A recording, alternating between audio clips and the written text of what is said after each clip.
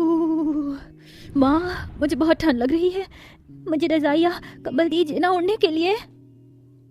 ओह बिटिया, घर में ना रजाई है ना चटाई है, मैं कहाँ से दूँ तुझे रजाई कंबल।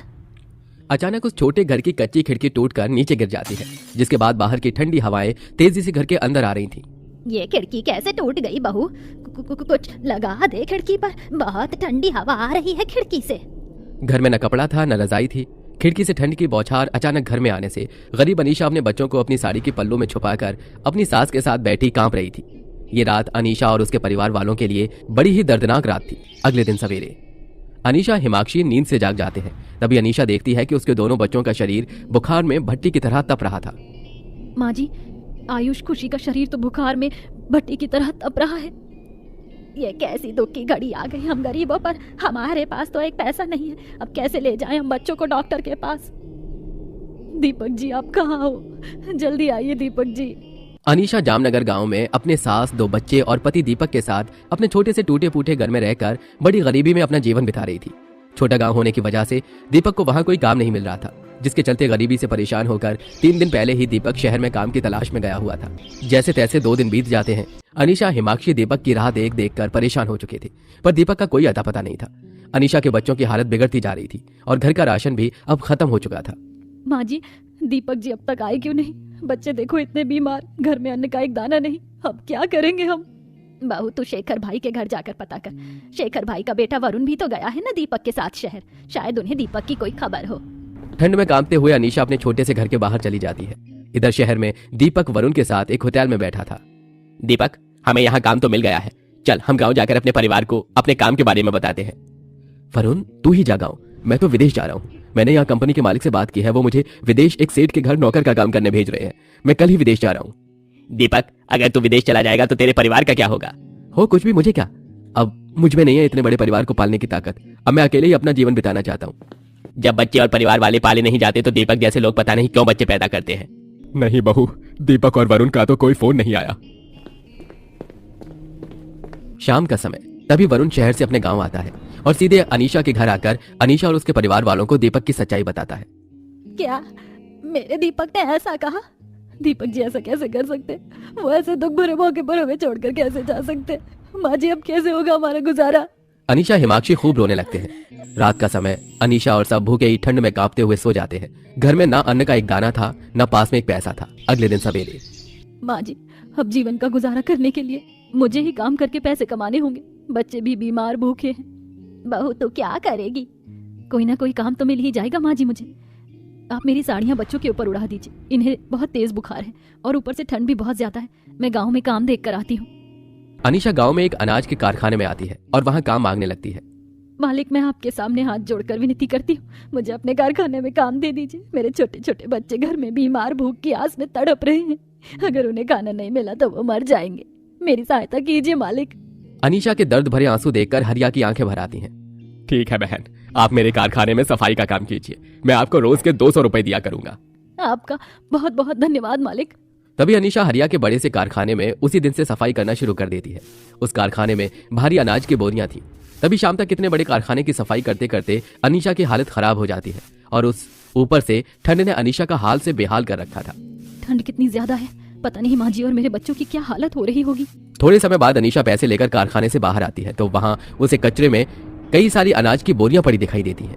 ये अनाज की बोरियां तो बहुत मोटी होती हैं। अगर मैं अपने बच्चों को इसके कपड़े बनाकर पहना दूं तो उन्हें तो इन बोरियों में जरा भी ठंड नहीं लगेगी। हाँ, ये सही रहेगा।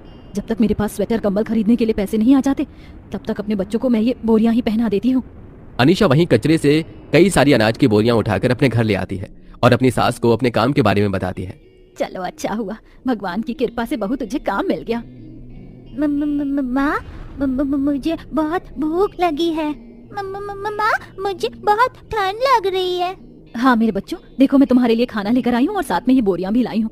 मैं इन बोरियों के तुम्हें स्वेटर बना देती हूँ, इससे पहनने के बाद तुम्हें ठंड नहीं लगेगी। टूटी खिड़की और छोटे घर में ठंडी हवा बहुत ज्यादा आ रही थी, जिसकी वजह से अनीशा और उसके बीमार बच्चे बेतहाशा कांप रहे होते हैं। तभी हिमाक्षी अनीशा का लाया खाना खुशी आयुष को खिलाने लगती है और अनीशा उन बोरियों को काटकर उनके अंदर और बाहर अपने बच्चों के पुराने कपड़े काटकर सुई धागे से उन्हें बोरियों से चिपकाने लगती है। बहू, बच्चों का बुखार उतर ही नहीं रहा। तेरे पास कुछ पैसे हैं तो तू बच्चों को डॉक्टर के पास ले जाना। तभी अनीशा अपने बच्चों को अपने सिए बोरियों के स्वेटर पहनाती है। माँ ये स्वेटर तो कितने गर्म है, इसमें तो ठंड ही नहीं लग रही। चलो तुम्हें ठंड से बचने का सहारा तो मिल गया। तभी अनीशा अपने बच्चों को बोरियों के बने स्वेटर पहनाकर उन्हें डॉक्टर के पास ले जाती है और थोड़े समय बाद घर आकर अपने और हिमाक्षी के लिए बोरियों से स्वेटर बनाने लगती है। इसी तरह कई दिन बीत जाते हैं। अनीशा रोज सवेरे उस कारखाने में जाकर सफाई करने लगी और वहां से बोरियां उठाकर अपने घर लाने लगी और उन बोरियों से घर में चटाई कंबल वगैरह बनाने लगी। एक रात टूटी खिड़की से कुछ ज्यादा ही हवा आ रही थी। बहू ये खिड़की का कुछ कर, इसमें से कितनी ठंडी हवा आ रही है, घर में तो बैठा भी नहीं जा रहा। माँ जी अगर हम पूरे घर को इन अनाज की बोरियों से ढक दें तो घर में तो ठंडी हवा आना ही बंद हो जाएगी। ये बोरियां तो कितनी मोटी हैं। सही कहा बहू तूने, हम कल ही पूरे घर के बाहर दीवारों पर बोरियां लगा देते हैं।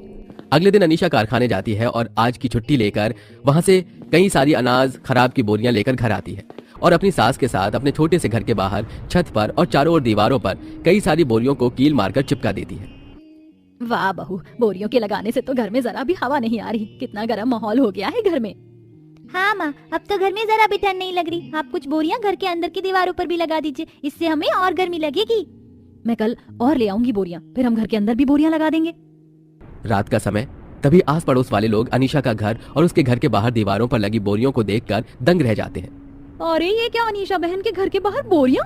चलो हम देख कर आते हैं। आस पड़ोस वाले सब अनीशा के घर के अंदर आते हैं तो अंदर घर में सबको जरा भी ठंड नहीं लगती। अरे वाह अनीशा बहन, आपके घर में तो जरा भी ठंड नहीं लग रही। हाँ सच में, इस घर में तो पसीना निकलने लगा शरीर का। इतनी ठंड में इतना गर्म कैसे हो रहा है इस घर में?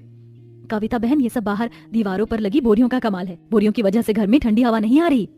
मेरे छोटे से घर में तो इतनी ठंडी हवा आती है कि हमसे तो घर में बैठा भी नहीं जाता। मैं भी जब अपने घर के बाहर ऐसी अनाज की बोरियां दीवारों पर लगा देती हूँ ताकि हमारे घर में भी हवा ना आए और हम भी ठंड से बच सकें। सबको अनीशा का ये उपाय बहुत पसंद आता है और सब ठंड से बचने के लिए अपने अपने घरों की दीवारों पर, छतों पर अनाज की बोरियां लगा देते हैं, जिसके बाद उन्हें भी अपने छोटे से घरों में ठंड नहीं लगती। इसी तरह कई महीने बीत जाते हैं। अनीशा रोज रोज कारखाने में जाकर काम करके अपनी गरीबी दूर करने लगी। अब कारखाने का मालिक अनीशा को 500 रुपए रोज की मजदूरी देने लगा, जिसके बाद अनीशा अपने बच्चों को अच्छी शिक्षा देने लगी और उनके साथ खुशी खुशी अपना जीवन बिताने लगी।